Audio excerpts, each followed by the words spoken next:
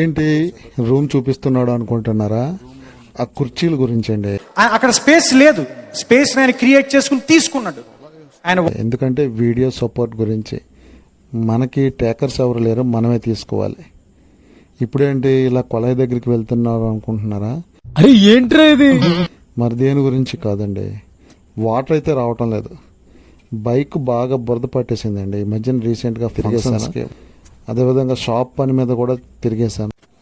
అనుకున్నదే తడవుగా బండిని మనం క్లీన్ చేయడం.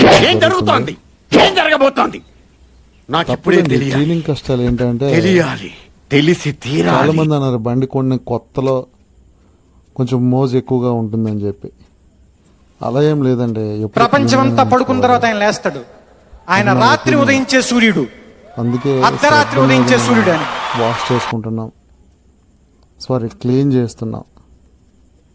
ముందు క్లీనింగ్ అయిపోతే ఇది ఒట్టి ట్రయల్ రేనమ్మా, తర్వాత మెయిన్ పిక్చర్ నువ్వు ఇంకా చూడలేదు.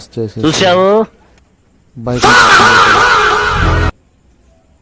అసలు వాటర్ రాకపోవడంతో ఆ కుండతో పట్టిన నీళ్ళు ఉంటే వాష్ చేసేసానండి. ఎందుకంటే